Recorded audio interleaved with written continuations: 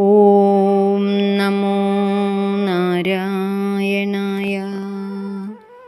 ശ്രീമദ് നാരായണീയം ദശകം 27, 28, 29 3 ദശകത്തിലായി 30 ശ്ലോകത്തിലായിട്ട് ഭട്ടതിരിപ്പാട് ഭഗവാനെ പറഞ്ഞു കേൾപ്പിക്കുന്നത് പാലാഴി മഥനത്തിൻ്റെ കഥയാണ്. ദേവന്മാർക്ക് ജരാനരകൾ ബാധിച്ചതും ഭഗവാനെ ആശ്രയിച്ചതും അമൃത് ലഭിച്ചതും ഒക്കെ ആയിട്ടുള്ള ആ കാര്യങ്ങളാണ്. 1-ാമത്തെ ശ്ലോകത്തിൽ പറയുന്നത് ദുർവാസാവ് ദേവന്മാരെ ശപിച്ചു. അതിനനുസരിച്ച് അവർക്ക് ജരാനരകൾ ബാധിച്ചു. ദുർവാസാവ് ശപിക്കാൻ കാരണം അദ്ദേഹത്തിന് ക്ഷമയില്ലാതെ പോയതാണ്.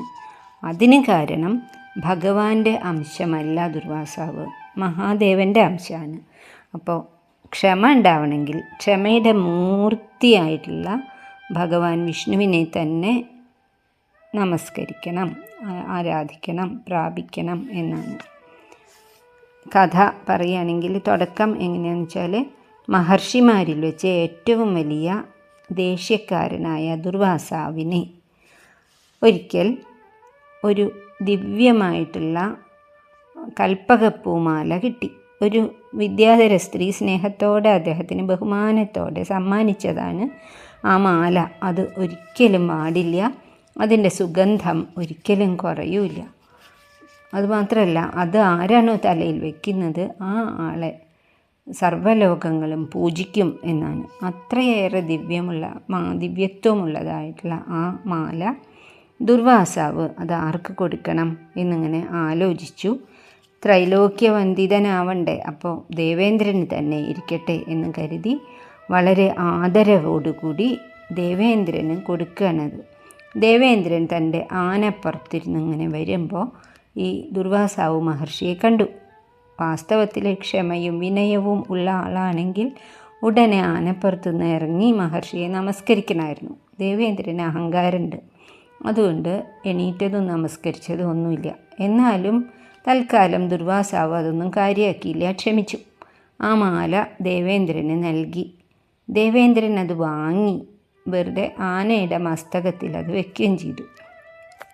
തൻ്റെ മുടിയൊക്കെ ഒന്ന് വൃത്തിയായി കെട്ടട്ടെ എന്നിട്ട് വെക്കാമെന്ന് വിചാരിച്ചു. പക്ഷേ ആനയ്ക്കത് അറിയില്ലല്ലോ. ആ മാലയുടെ സുഗന്ധത്താൽ വല്ലാതെ ഇങ്ങനെ ആകർഷിക്കപ്പെട്ട് വണ്ടുകൾ മൂളിക്കൊണ്ട് ആനയുടെ ചുറ്റും പറന്ന് നടക്കാനും മൂളാനും ഒക്കെ തുടങ്ങിയപ്പോൾ ആനയ്ക്ക് ദേഷ്യം വന്നു.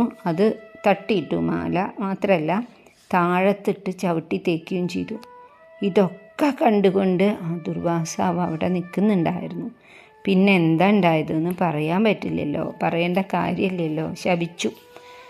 നമുക്ക് ശ്ലോകം നോക്കാം.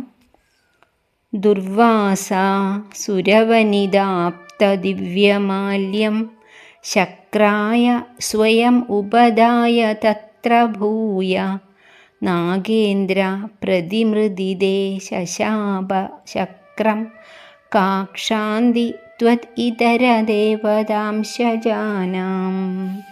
വാക്കുകളുടെ അർത്ഥം ഇങ്ങനെയാണ്. ദുർവാസാവ് മഹർഷി സുരവനിത ആപ്ത, ഒരു സുരവനിതയിൽ നിന്നും ദേവസ്ത്രീയിൽ നിന്നും കിട്ടിയതായ ദിവ്യമാല്യം, ദിവ്യശക്തിയുള്ള പൂമാലയെ സ്വയം ശക്രായ ഉപദായ, ദേവേന്ദ്രനെ കണ്ടെത്തി നേരിട്ട് സമ്മാനിച്ചു. ഭൂയ തത്ര നാഗേന്ദ്ര പ്രതിമൃദിതേ, പക്ഷേ അതവിടെ വെച്ച് തന്നെ നാഗേന്ദ്രനാൽ, ദേവേന്ദ്രൻ്റെ ആനയാൽ അത് ചവിട്ടി നശിപ്പിക്കപ്പെട്ടു. ശക്രം ശശാപ, ഇത് കണ്ട ദുർവാസാവ് കോപത്തോടുകൂടി ഇന്ദ്രനെ ശപിച്ചു. എന്നിട്ട് മേൽപ്പത്തൂര് പറയാണ്, ത്വത് ഇതര ദേവതാംശജാനാം, അതായത് ഭഗവാനെ, ഗുരുവായൂരപ്പ, ക്ഷമയുടെ മൂർത്തിയായ മഹാവിഷ്ണു, അങ്ങയിൽ നിന്നല്ലാതെ ഇതര ദേവന്മാരുടെ അംശമായി ജനിച്ചിട്ടുള്ളവർക്ക് കാക്ഷാന്തി, ക്ഷാന്തി, ക്ഷമ എന്ന് പറയുന്നത് എങ്ങനെ കിട്ടും? അവർക്ക് ക്ഷമയുടെ മൂർത്തികളല്ലല്ലോ. അതുകൊണ്ടാണ് ദുർവാസാവ് ഇങ്ങനെ പെരുമാറാൻ കാരണം. ദുർവാസ സുരവനിത ആപ്ത ദിവ്യമാല്യം, ദുർവാസാവ് എന്ന മഹർഷി ദേവസ്ത്രീയിൽ നിന്നും ആപ്തമായ ലഭിച്ച ദിവ്യമായ മാലയെ സ്വയം ശക്രായ ഉപദായ, നേരിട്ട് പോയി ദേവേന്ദ്രന് കൊടുത്തു.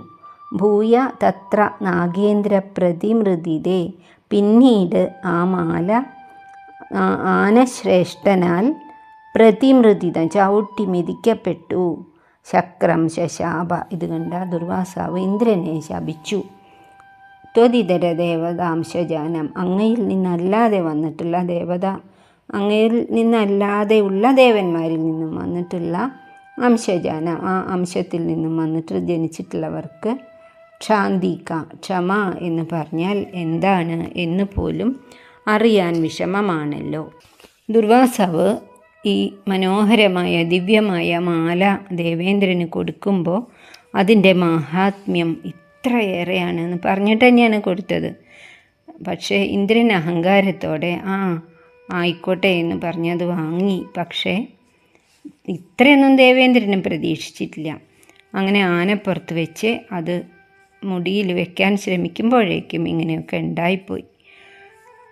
അപ്പോൾ ദുർവാസാവും കരുതി ഇവർക്ക് ദുഃഖം എന്താണെന്ന് അറിഞ്ഞുകൂടാ, എപ്പോഴും സുഖവും ആട്ടവും പാട്ടുമാണ്, യാതൊരു ദുഃഖമോ രോഗമോ ജരാനരകളോ അവർക്കില്ല.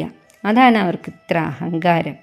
അവരെ എല്ലാവരെയും കൂടി ശപിക്കും എന്ന് വിചാരിച്ച് അതിഭയങ്കരമായിട്ടുള്ള ശാപം കൊടുക്കുകയാണ്. ദേവേന്ദ്രന് മാത്രമല്ല, ദേവേന്ദ്രൻ്റെ കീഴിലുള്ള സകല ദേവന്മാർക്കും ജരയും നരയും ബാധിക്കട്ടെ എന്നാണ്. സകല ഐശ്വര്യവും പോയി, ശരീരത്തിൻ്റെ ബലവും പോയി, ഒക്കെ വയസ്സന്മാരായി ശരീരമൊക്കെ ചുക്കിച്ചുളിഞ്ഞ് കൂന്ന് നടക്കാൻ തുടങ്ങി അവർ. അപ്പോൾ ഇവിടെ മേൽപ്പത്തൂർ പറയാണ്, കാക്ഷാന്തി ത്വത് ഇതര ദേവതാംശജാനാം.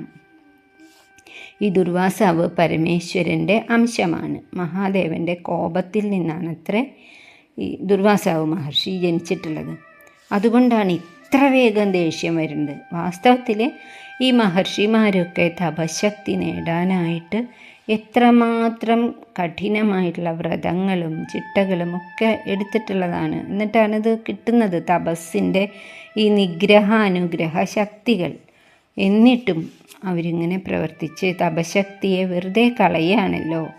എന്നാൽ ഭഗവാന്റെ വിഷ്ണുവിൻ്റെ അംശമായിട്ടുള്ളവർക്ക് ഒരിക്കലും ദേഷ്യം വരില്ല. കാരണം അവർ ആരുടെ അംശമാണ്? വിഷ്ണു ആണെങ്കിൽ ക്ഷമയുടെ മൂർത്തിയാണ്.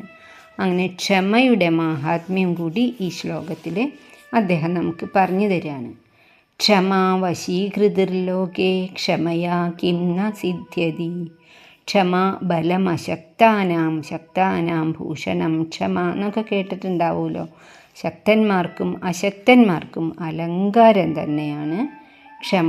അതുപോലെ പറയും, സഹനം സർവഭൂതാനാം അപ്രതീകാരപൂർവകം.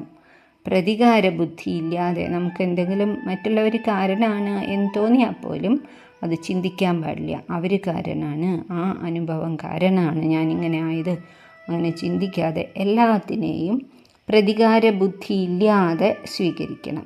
മറ്റുള്ളവർ കാരണമൊന്നും അല്ല എന്ന് കരുതണം. അതാണ് തിതിക്ഷ. തിതിക്ഷയുടെ മാഹാത്മ്യം ഭഗവത്ഗീതയിലും പറഞ്ഞിട്ടുണ്ട്. ഒരിക്കലും അതൊരു കഴിവ് കുറവല്ല, ശ്രേഷ്ഠമായിട്ടുള്ള ഒരു ഗുണം തന്നെയാണ് ക്ഷമ. പെട്ടെന്ന് ദേഷ്യം വരാത്ത ക്ഷമയുള്ള മനസ്സിലെ ഓരോ സമയത്തും എന്താണ് വേണ്ടത് എന്നുള്ളത് തോന്നുള്ളൂ. ശ്ലോകം ഒന്നുകൂടി ചൊല്ലാം. ദുർവാസ സുരവനിതാപ്ത ദിവ്യമാല്യം ശക്രായ സ്വയമുപദായ തത്ര ഭൂയ നാഗേന്ദ്ര പ്രതിമൃതിദേ ശശാപ ശക്രം കാക്ഷാ